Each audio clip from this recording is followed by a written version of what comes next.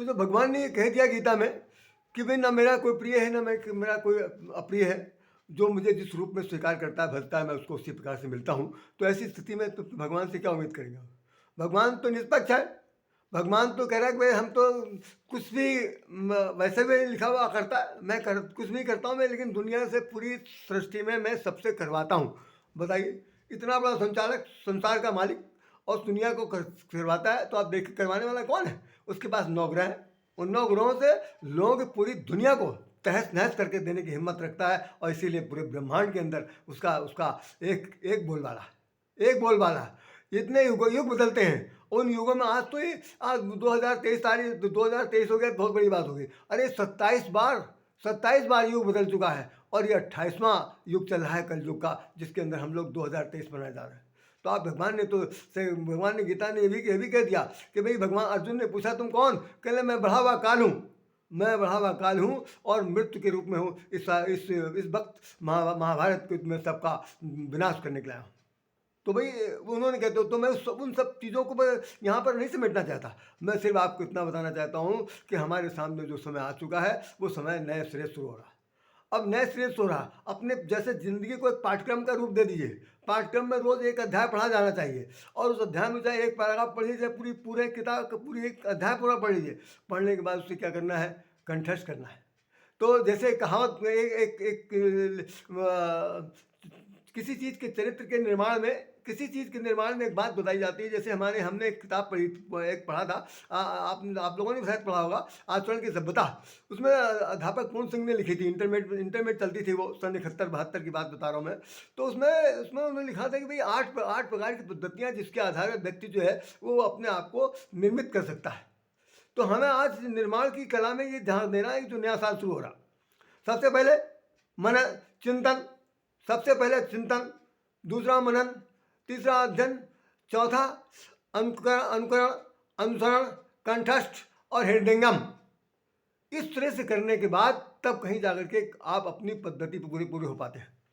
तो भाई किसी विषय पे चिंतन करना है, आप अपने जीवन में चिंतन करना चाहते हैं, आप अपने किसी सब्जेक्ट पे चिंतन करना चाहते हैं, आप अपने जीवन की तरक्की के बारे में सोचना चाहते हैं, आपने जो लक्ष्य बनाया उस लक्ष्य के लिए सामग्री इकट्ठा करना चाहते हैं, तो उन सभी सामग्रियों को इकट्ठा करने के लिए भी आपको बहुत कुछ चिंतन करना पड़ेगा, अनुकरण करना पड़ेगा, अनुसरण करना पड़ेगा। अपने उन लोगों के पास जाना पड़ेगा जो इसके जो महारथी हैं, जो इसके कम से कम क्या कहना चाहिए फॉलोअर्स भी हैं, और यूँ कहना चाहिए कि उसमें पारंगत हैं, उनके पास जाना पड़ेगा। तो आप कुछ सीख सकते हैं। तो आपको अगर पहली सोपान चढ़नी है, दूसरी सीढ़ी चढ़नी है, तीसरी सीढ़ी चढ़नी है, तो क्या करना पड़ेगा? तो आपको बहुत कुछ परिश्रम करना पड़ेगा, और ये परिश्रम करने के लिए ही ये दिन डे बाय डे बदलते हैं। तारीख तो एक कॉमन सेंस की बात है, आई है चली जाएगी। जैसे एक गीत है, मैं आपको सुना दे रहा हूँ। गीत का एक लाइन सिर्फ सुनाता हूँ, बहुत गौर सुनिएगा कि यदि गगन चूमना है प्यारे, यदि गगन चूमना है प्यारे, तो समय चक्र की गति पहचानो। पहली चीज तो है यदि लिखा हुआ कि यदि गगन चूमना है, आसमान चूमना है, तो ये नहीं कि जमीन में खड़े होकर के आसमान ताक रहे हैं, तो आसमान ताकने से आसमान आपको चूम लें, कुछ नहीं। आपको यदि गगन चूमना है प्यारे, तो समय चक्र की गति पहचानो, और पल पल नाप रहा है यह जीवन। कौन? तुम्हारा समय पल पल नाप रहा है यह जीवन, उसकी क्रूर चाल को तुम जानो, उसकी क्रूर चाल को तुम जानो। उसकी क्रूर चाल कैसी है, वो कैसे नाप रहा है, उसका पैरामीटर क्या है, उसका पैमाना क्या है, उसका स्केल क्या है, वो बिल्कुल एक एक दिन नापता चला जा रहा है, एक एक पल नापता चला जा रहा है। तो आप ऐसे समय के साथ चलिए और अपने आप को बनाइए, सुंदर से सुंदर बनाइए, सुंदर से आकृति प्रदान करिए, दूसरों के काम आने के लिए एक कला सीख लीजिए, और भाई एक संकल्प ले लीजिए कि भाई हम किसी को सताएंगे नहीं। हम अपने जीते जी अगर कोई थोड़ी देर के लिए कोई कष्ट देता है तो ठीक है, देता है, उसकी मर्जी, उसका जहाँ काम जाने, अपने जहाँ तक हो सके। होता नहीं कि एक हमारे यहाँ हमारी माता जी कहा करती थी कि छूत से सदा दूर रहो।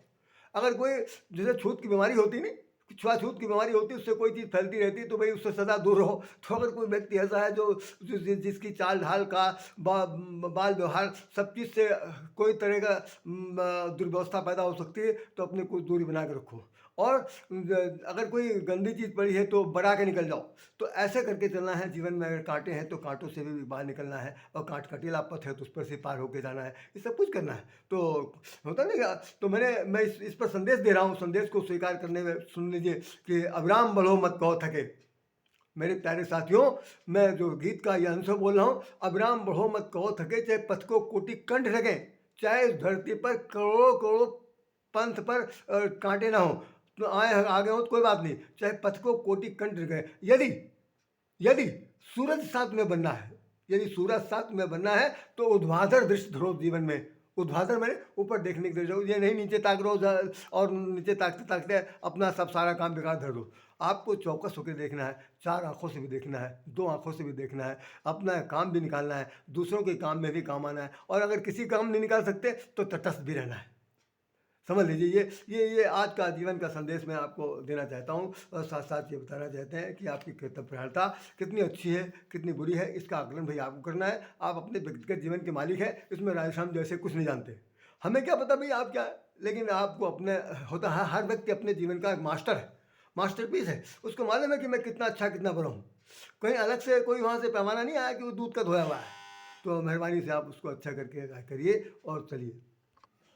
तो इसमें आपको एक अच्छा संकल्प भी करना है, जिसमें एक हमने कविता लिखी थी, उसके अंदर एक वाक्य लिखा था कि नित नित कदम बढ़ाना प्यारे, नित नित कदम बढ़ाना प्यारे, संकल्प यही तुम कर लेना, संकल्प यही तुम कर लेना, और सेवा सत्कार समर्पण को व्यवहार में धारण कर लेना। केवल 3 चीज़। हमारे जीवन में अगर किसी चीज़ की कमी है तो सेवा की कमी है, कोई किसी की सेवा करना नहीं चाहता। यहाँ तक रख संबंधियों की भी बात आप छोड़ दीजिए, सेवा वावा खत्म हो गएगा, करते हैं तो बहुत बड़े भागशाली हैं और भाग हैं।